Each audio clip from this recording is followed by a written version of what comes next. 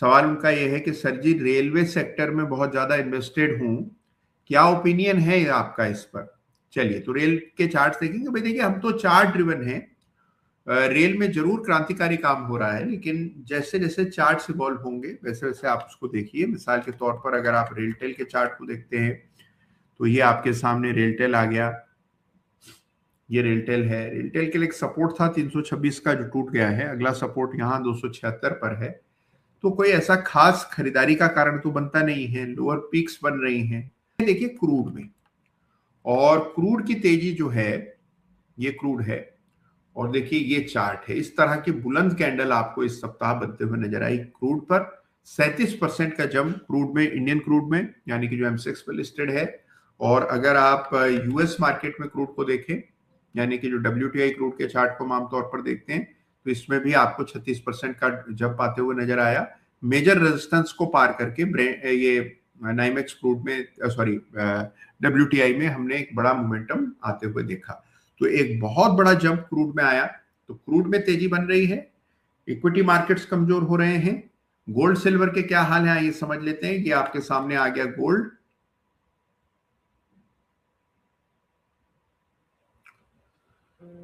भाई ठीक है, गोल्ड अपनी जमीन संभाले हुए है। उतार चढ़ाव तो चल ही रहा है, लेकिन गोल्ड में कोई कमजोरी नहीं है। सिल्वर देख लेते हैं। ये सिल्वर है। सिल्वर भी ठीक ठाक ट्रेड कर रहा है, हालांकि 5% का ड्रॉप इस सप्ताह आया। तो कुल मिलाकर के अगर आप बड़ी तस्वीर देखें तो इक्विटी मार्केट्स पर संकट जारी है और गहरा रहा है। और हम एक एक करके देख रहे हैं कि कई सारे स्टॉक्स में मेजर प्राइस डिस्ट्रक्शन होता हुआ नजर आ रहा है। तो यह है परिस्थिति। ऐसे में आपको सावधानी बरतनी है। एक एक चार्ट को उसके मेरिट पर असेस करना है। जहां एग्जिट आ रहा है वहां पर एग्जिट करना है, और जहां पर होल्ड का संकेत आ रहा है उसको बिल्कुल निश्चित होकर के होल्ड करना है। अच्छा, इस बीच हमारे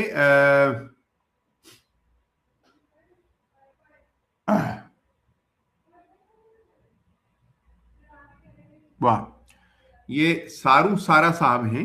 इनका असली नाम क्या है ये तो नहीं जानते हैं, लेकिन इन्होंने लिखा है कि राधे राधे गुरुजी, आपसे मिलकर एक वीक का नजरिया मिल जाता है, मन शांत हो जाता है। बस मन को शांत रखिए, और इस समय आपका जो फोकस है कैपिटल प्रिजर्वेशन पर होना चाहिए।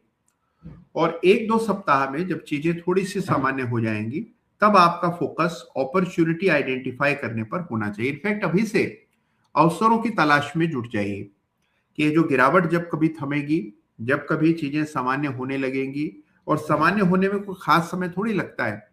देखिए, जैसे ही डोनाल्ड ट्रंप घोषणा कर देंगे कि ईरान के साथ हमारी बातचीत चल रही है और हमने ईरान को एक नया कुछ चेंज किया है, या कोई नया अवसर हम देने वाले हैं, या ठीक है ईरान अपना परमाणु जो कार्यक्रम है उसको छोड़ने को तैयार है और हम ईरान को बदले में देंगे, तो एक संधि होने में कोई खास समय नहीं लगता है। बहुत युद्ध में सबसे इंपॉर्टेंट चीज यही होती है कि वन मेजर ब्रेक थ्रू इन नेगोशिएशंस। और आप देखिए, और बैक चैनल पर नेगोशिएशन निरंतर चलते ही रहते हैं। तो जैसे ही आप देखिए कि कोई भी परिस्थिति में बदलाव आता है, कोई ठोस परिवर्तन आता है, तुरंत आप देखेंगे बाजार उस तरह से रिएक्ट करने लगेंगे। तो ये मार्केट्स जो है they are at the edge of a sword, और आप देखते हैं कि जैसे ही कोई परिस्थिति बदलती है आप बड़ी तेजी से रिकवरी भी आते हुए देखेंगे।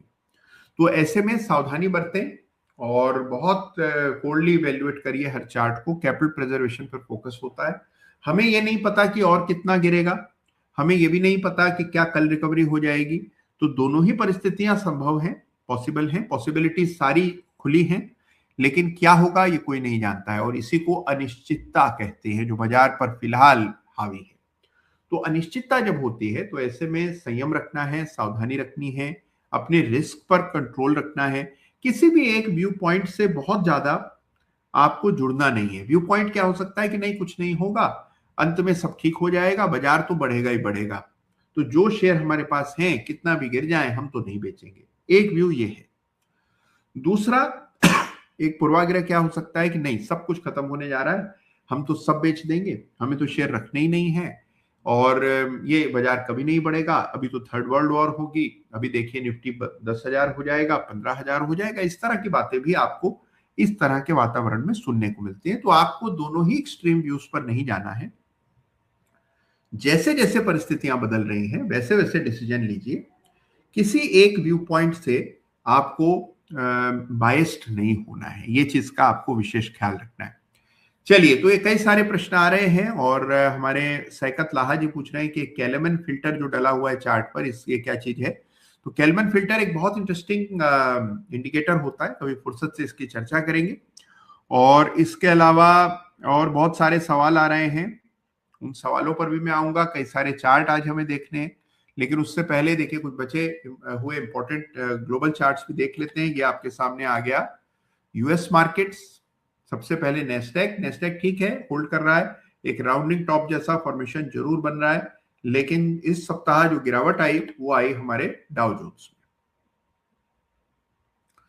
तो ये डाउ जोन्स है, इस सप्ताह गिरा कोई 3%। और जो तेजी आई थी, जो बड़ा ब्रेकआउट डाउ जोन्स में 45,600 के ऊपर हुआ था, उसके बाद हमने देखा कि रैपिड मूव आया, 50,000 तक डाउ जोन्स गया और 50,000 लगाने के बाद अब 47,500 तक आ गया है। यानी 5% का ड्रॉप हमने डाउ जोन्स में भी देख लिया।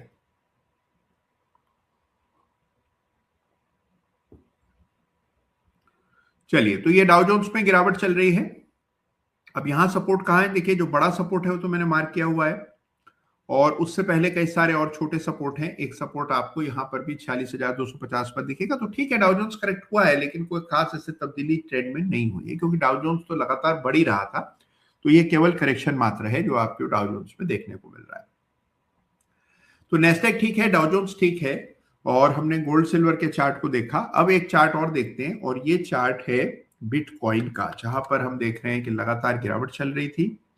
ये बिटकॉइन है, और बिटकॉइन के चार्ट में एक माइनर हमने पुल बैक आते हुए देखा, लेकिन स्ट्रक्चर में कोई तब्दीली नहीं, अभी भी लगातार गिरावट ही दिखा रहा है बिटकॉइन। ये बेरिश फ्लैग पैटर्न बना था बिटकॉइन पर, जिसका ब्रेकडाउन हुआ, वहां से गिरावट आई और इस सपोर्ट तक बिटकॉइन लुढ़क गया। सपोर्ट कहाँ है, यही जहां पर बंदी आई है।